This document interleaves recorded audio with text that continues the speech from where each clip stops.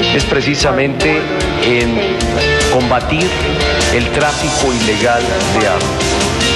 México hace votos porque el esfuerzo que su gobierno viene haciendo, impulsando y que aquí ha señalado seguirá haciendo para que se logre un control a la venta de armas, prospere y sea exitosa.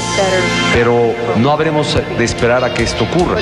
Ya estamos trabajando a través del uso de más inteligencia, de las acciones que hemos comprometido para la frontera segura que nos permitan evitar el trasiego de armas de forma ilegal que terminen lamentablemente lastimando y matando a muchos mexicanos.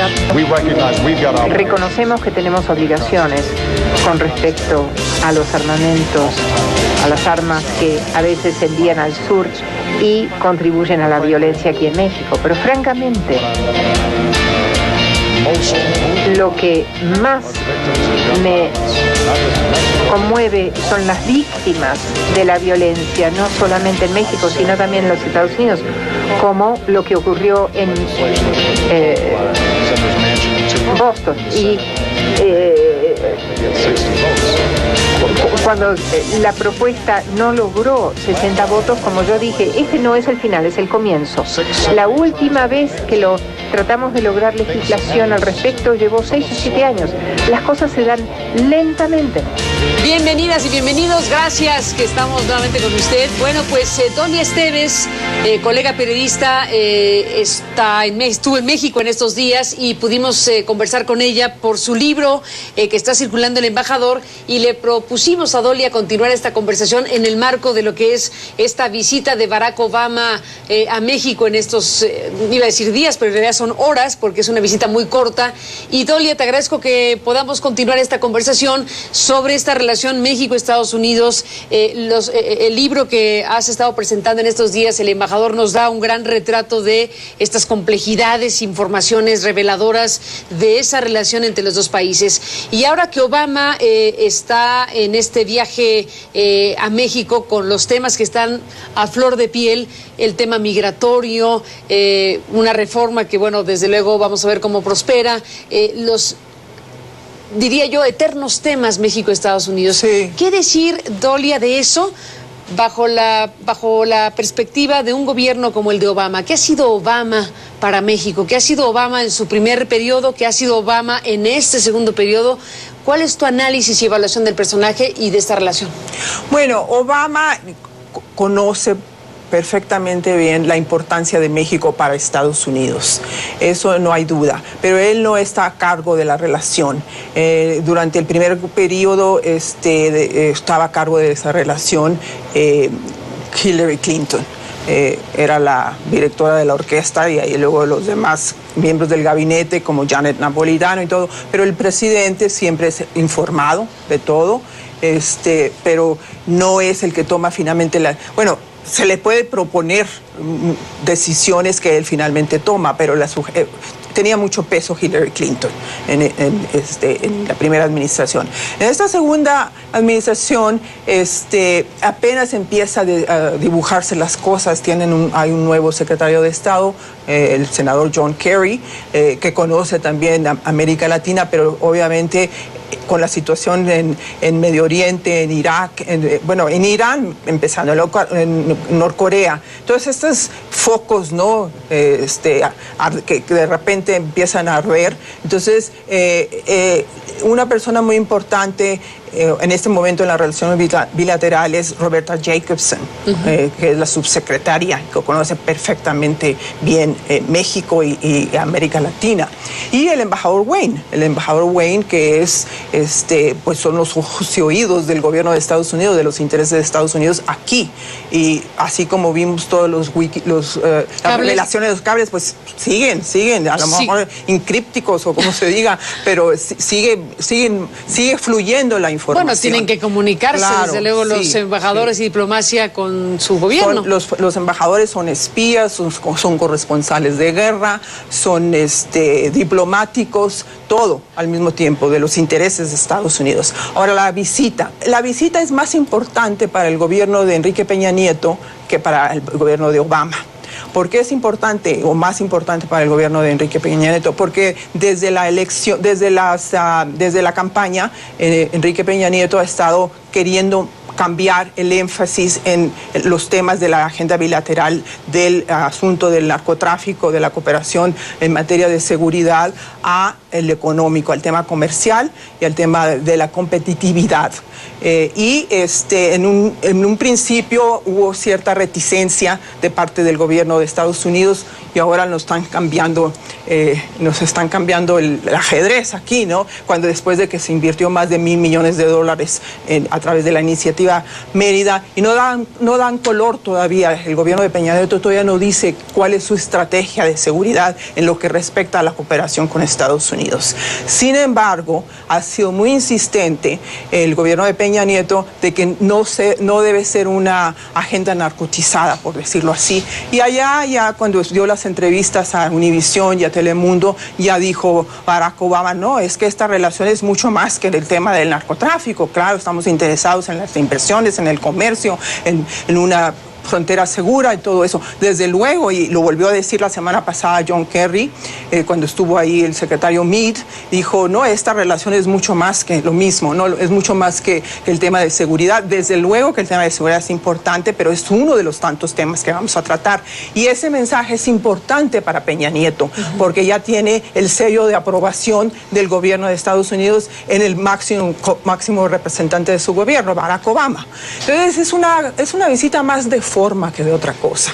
La bienvenida que le da el gobierno mexicano a la reforma migratoria parece partir más de la necesidad política de estar cerca de ese gobierno vecino que de un análisis técnico de lo que podría aprobarse, pero acaba siendo ese un tema sin duda en esta reunión. Sí, la visita se da a 2 semanas de que se dio a conocer el anteproyecto de ley de reforma migratoria en el Senado. O sea que es un momento muy oportuno para que venga para acá Obama.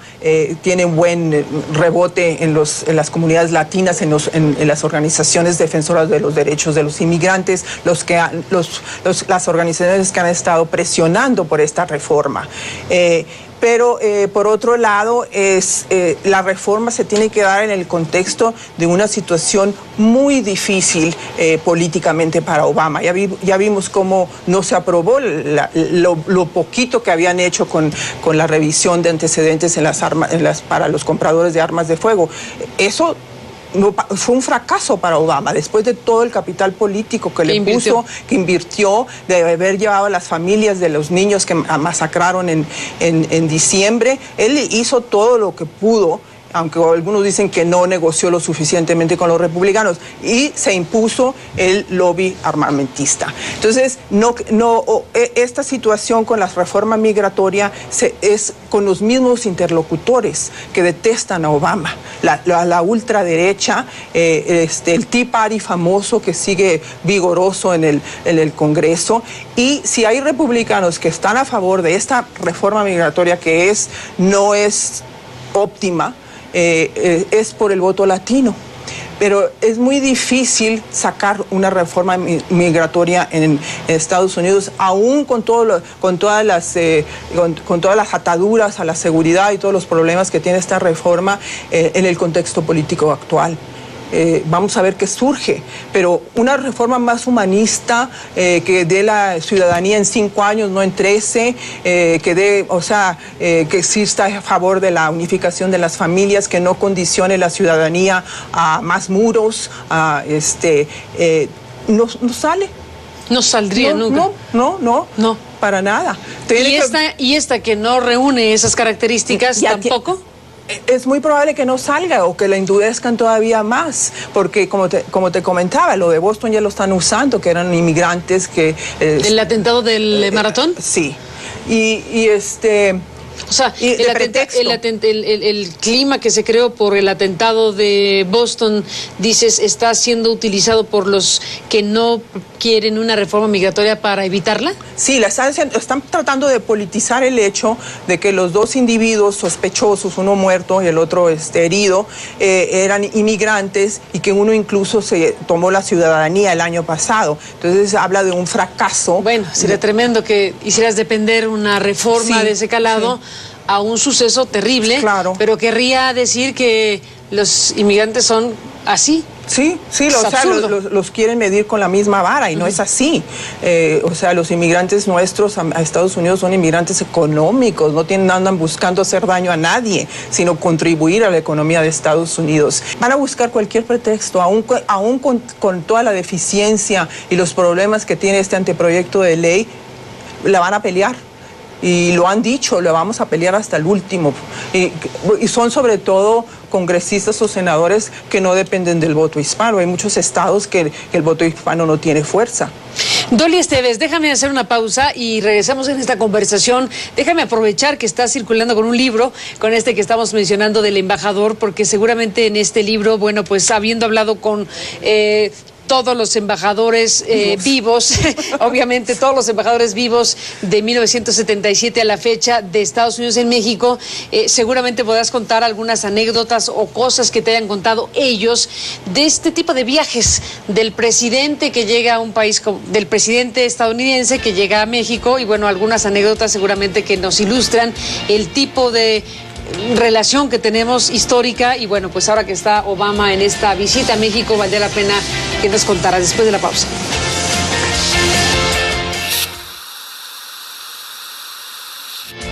Bueno, regresamos, Dolly Esteves, en esta conversación. Antes de pedirte que sigamos conversando de lo que estábamos conversando en el corte, te decía yo hace un momento que sería interesante, revisando El Embajador, que es tu libro que está circulando, con la mirada puesta en la visita de Obama a México, ¿qué anécdota o qué circunstancia recuerdas que te haya contado alguno de todos estos embajadores que entrevistaste para el libro? Bueno, me acuerdo de la conversación con el embajador Patrick Lucy, porque Jimmy Carter vino aquí en visita de Estado cuando él era embajador, y Lucy llama a la Casa Blanca y les dicen, el gobierno de Estado, el gobierno de México, concretamente la presidencia, le van a ofrecer una cena de Estado al presidente Carter, y los protocolos indican que también nosotros hagamos una cena de reciprocidad.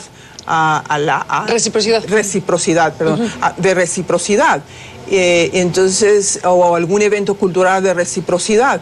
Entonces dice, bueno, vamos a pensarlo y te volvemos a llamar. Y después le llaman a Patrick Lucy y dice, bueno, estamos economizando, no hay dinero para ese tipo de cosas, y en términos de reciprocidad en un evento cultural, ¿por qué no nos invitamos a una barbecue Tex-Mex, ¿no? O sea, una carne asada tejana. Entonces dice, no, eso es imposible, porque en esa época México no quería saber nada todavía de Texas, sí, y invitarlos a algo Tex-Mex es un insulto. Entonces él dice que, bueno, no podemos decirle eso a los mexicanos, yo voy a pagar la cena de Estado o un evento de reciprocidad, y se trajo a la señora López Portillo, tenía una orquesta, y se trajo al que era director de la orquesta de Nueva York en esa época para que el evento cultural, para que participara en el evento cultural. Y dice que en la cena, López Portillo y el director, ahorita me voy a acordar del nombre, de la orquesta de Nueva York, se ponían a cantar canciones románticas juntos en la cena, y que Jimmy Carter estaba muy incómodo porque no podía participar. Y que más incómodo estaba la primera dama. Son cosas que se dan así, ¿no? Dentro de la relación diplomática y, bueno, pues parte anecdótica del asunto.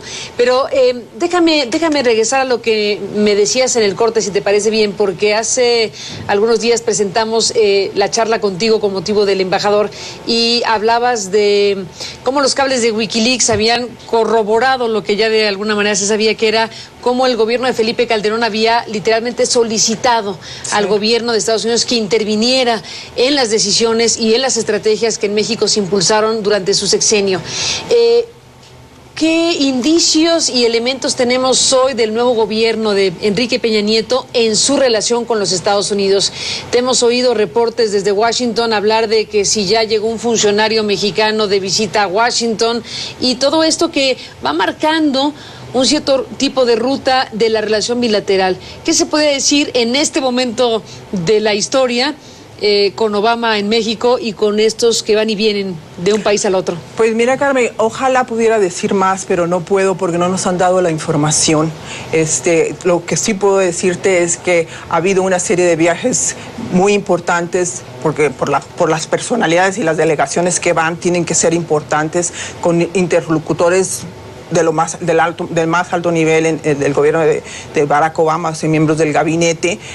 Para mencionarte uno, Osorio Chong estuvo con Mondragón, con todo el equipo de seguridad, el director del CISEN. Se reunieron con todo mundo, se reunieron con Janet Napolitano, con el director de la CIA, con el director nacional de inteligencia, con el director del FBI, con la directora de la DEA, y la información que nos dieron fue cero.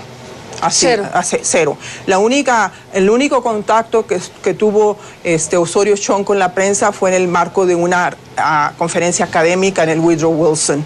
Yo fui la única que pude hacer preguntas de los reporteros. No hubo conversación con nosotros. Si se fue y se entrevistó con el Washington Post, no tengo conocimiento porque luego es lo que hacen, ¿no? Después estuvo Meade por tercera vez. Al día siguiente que Chong, prácticamente se reunió con Kerry. Él sí nos invitó después de que yo me quejé en el espacio de MBS de que había ido y no nos había visto. Sí nos invitó ya no a un café, sino a agua y galletitas a la embajada. Pero tampoco dijo nada, simplemente se refirió que la visita de Obama es una manifestación de la importancia que tiene México para Estados Unidos. Francamente, puro cliché, disculpa el que lo diga así, pero todas las respuestas que nos han dado, la información, pero realmente no sabemos qué se discute en esas reuniones de alto nivel. El gabinete de Barack Obama no va a perder el tiempo oyendo los clichés de sus contrapartes mexicanas. Debe haber algo sustantivo para que tenga lugar estas reuniones. Hay temas delicados y graves como el caso Tres Marías, que me decías en el corte también. Déjame hacer una pausa y regresemos a ello.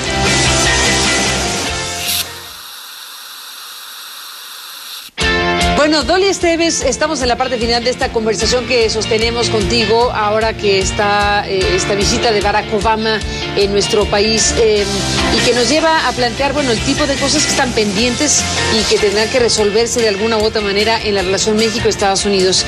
Hay un caso que está ahí, uno de varios, que es lo sucedido en Tres Marías, en la carretera mexicana, donde hubo un ataque directo a una camioneta donde iban funcionarios estadounidenses que, si bien salvaron la vida porque era blindado, aquello fue una cosa tremenda y todo parece indicar que Estados Unidos no lo olvida. No.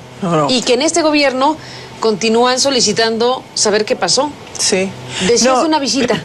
Sí, vino Eric Holder esta semana. Precisamente uno de los temas que iba a tratar es ese, porque en efecto Estados Unidos no quita el dedo del renglón, como lo hemos visto no nada más con México, ¿no?, sino a lo largo de de otros países, ¿no? Si les hacen algo a sus diplomáticos, ellos tienen que seguir la investigación hasta que se haga justicia, como luego dicen, ¿no? Y que se castigue a los culpables. Lo vimos con Camarena, no descansaron hasta que, supuestamente detuvieron a los responsables. Lo mismo con Tres Marías. Ahí hay muchos interrogantes y la investigación la está haciendo México, porque es aquí donde se ocurrieron los hechos. Y obviamente Estados Unidos quiere estar informado, quiere saber qué pasó. Es muy oscuro, muy turbio todo lo porque sí parecía que fueron blancos, que sí fue premeditado. Que no una confusión. No una confusión, como inicialmente se dijo. ¿Y quién? Entonces parece ser que puede ser que la respuesta esté dentro de todas las pugnas internas que había dentro del aparato de seguridad de Felipe Calderón. Y ahora con un nuevo gobierno priista, pues a lo mejor están viendo ya otras pistas o siguiendo investigaciones en otras líneas, ¿no? Pero en fin, es un capítulo de los muchos que marcan la relación México-Estados Unidos. Dolly Esteves, se nos acabó el tiempo, pero me gustaría una reflexión tuya final sobre el personaje Obama, que bueno, ya déjate tú la relación México-Estados Unidos, el personaje Obama ahora que está en este segundo periodo. ¿Qué te dice Obama? Bueno, para mí es un personaje admirable dentro de la política de Estados Unidos, porque el hecho de que haya ganado una reelección habla ya de su verdadero compromiso y empeño y lucha política, porque no estaba muy claro si iba a ganar esa reelección. Y ha tenido que gobernar con adversarios muy fuertes. Virulentos. Y que yo siempre digo que el elemento raza tiene que ver en esto, de cómo es un tipo liberal, es un tipo inteligente, pero ha hecho compromisos con los conservadores, con las fuerzas no progresistas, porque no tiene otro remedio, ¿no? Ha tenido que gobernar en una situación adversa, muy adversa, y bueno, en algunos casos no ha mostrado la sofisticación que era de esperarse, ¿no? Pero bueno, ya le quedan 4 años y ojalá use el capital político que tiene en sacar, en primer lugar, una reforma migratoria mucho más noble, si es que puede, y todos los temas pendientes. Ahorita la preocupación principal del presidente Obama es el tema del terrorismo. Todavía se sienten vulnerables, y no nada más desde los enemigos externos, los grupos conocidos, sino internamente, porque este caso de Boston finalmente fue una cuestión interna. Totalmente. Pues todo un personaje, desde luego, y esta visita a México con los ángulos que, bueno, ya hemos abordado y que habrán de seguirse comentando en estos días. Dolly Esteves, gracias por estar aquí en el programa. Felicidades por el libro que está circulando. Gracias, y Carmen. habrá oportunidad de seguir platicando, si me lo permites. Gracias por la invitación. A ti, Dolly, gracias. Bienvenida a México y gracias a usted que nos permitió acompañarles. Pásela bien y hasta la próxima.